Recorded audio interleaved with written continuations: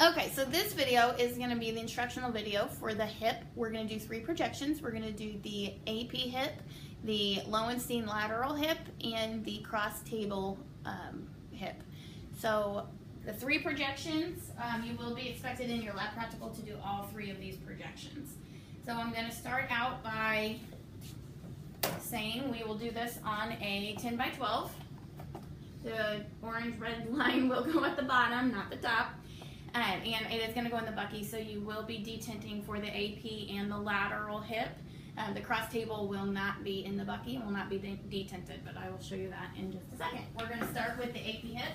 So I'm going to have my patient lay right down here on the table. Let me get the 14 by 17 out of here.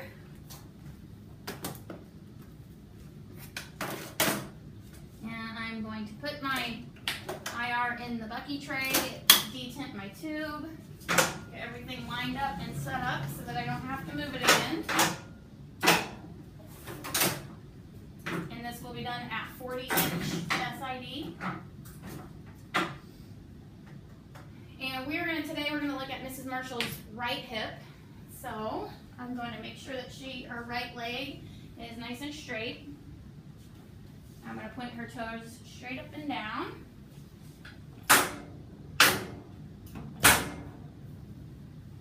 Okay, so when you're centering for this, you're going to basically center in between the ASIS and the pubic symphysis.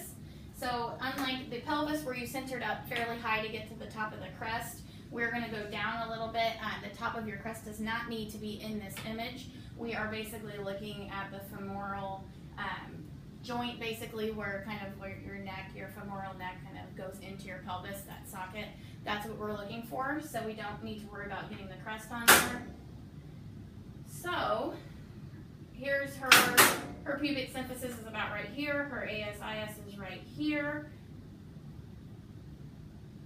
So I'm going to center just about here, right in between the two. Okay, and I'm going to collimate in just so that I have a little bit of shadow here, not much, right here on her femur. I'm going to put my right marker on the lateral side, right down here where I have a little bit of light. Now, an important question to ask your patient for this exam would be if they have had previous hip surgery. If so, they may or may not have a rod that extends down into their femur. Usually they'll know if it's a long rod or a short rod. Sometimes patients' rods will go all the way down to their knee, and in that case you may have to take 2 images to get the entire rod. So that is, the surgery question was a very important question to ask when you're doing the hip exam. So I'm going to set my KBP at 85. I'm going to ask my patient to just stop breathing, expose. Okay, and that is it for the AP. And then for the lateral, all I'm going to do is ask my patient to raise her knee up and lay it out to the side. Now, I don't need to move my tube. I don't need to move really much of anything other than my patient, and I am going to have to move this and my centering point. So due to restrictions in this room, I'm going to have my patient scoot over just a little. And then I'm basically going to center right in the same place. I'm going to center in between the ASIS and the pubic symphysis, which equates out to being right basically at the groin is where we're going to center. Now, obviously, I'm not going to get my full image with my collimator this way, so I am going to have to turn it so that I can kind of match the direction of her femur and her hip. And then I'm going to collimate in.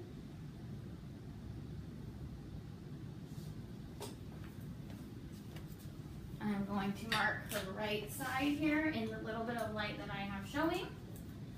I'm going to set my technique at 85 kVp. I'm going to ask my patient to stop breathing, expose. Okay, so that is the AP and lateral hip. The next one that we're going to do is the cross table hip. It requires a little bit more maneuvering of equipment. So the best way to explain to you is you're going to take your tube You're going to rotate the entire thing, and then you're going to flip it so that it's pointing at a 90-degree angle. This is obviously switched depending on which side of the hip you're doing. Now, you are going to bring your tube as far over as you can. And I'm going to need to use the wheelchair here.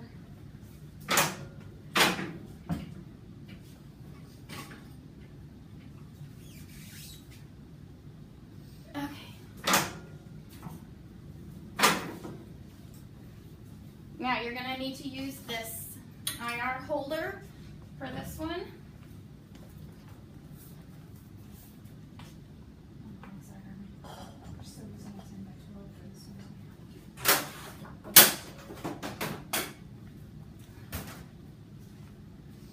Okay, so this is not going to be in the table bucket. I'm going to have my red-orange line at the bottom. And actually for I think which is the easiest side to show you. We'll do this. We'll stick with the right side.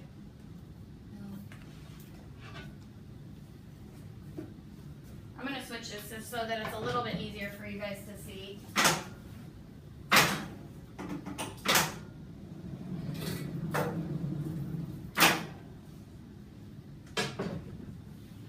Okay, so what we're going to basically do is we're going to do the left side so that you guys can see it a little bit easier. So,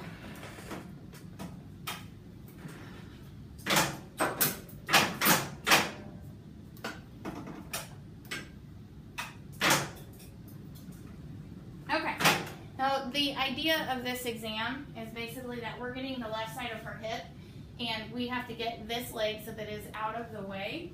And the best way to do that is to have Mrs. Marshall bend her knee and raise her foot up. She's going to raise it up as high as she can. Some patients are better at this than others. Sometimes you can have to get assistance to help hold, or the patient can sometimes hold their leg back. Again, this is not a very comfortable position for the patient to be in, so you want to make sure that you have as much set up as you can before you have them raise their leg. Typically what I do, is I get everything 100% set up, and then I have them raise their leg at the very end so that they don't have to do it for a long period of time. Now you're going to put an angle, not to blind you, you're going to put an angle on your tube, and basically the whole idea is to try to match the angle of your tube with your IR. Your IR is going to try to be parallel with the femoral neck.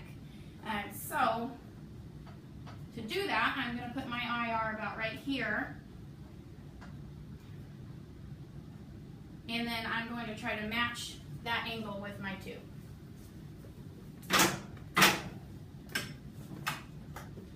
And this can take some getting used to. I'm not going to lie, this is not an easy projection to master. It will take some practice, so just keep that in mind if you feel like this is a little bit overwhelming. You want your SID to be at 40 inches, which I am just that good that it is already at 40. So basically you're going to have the top of this IR right at about the ASIS, maybe a little bit above it.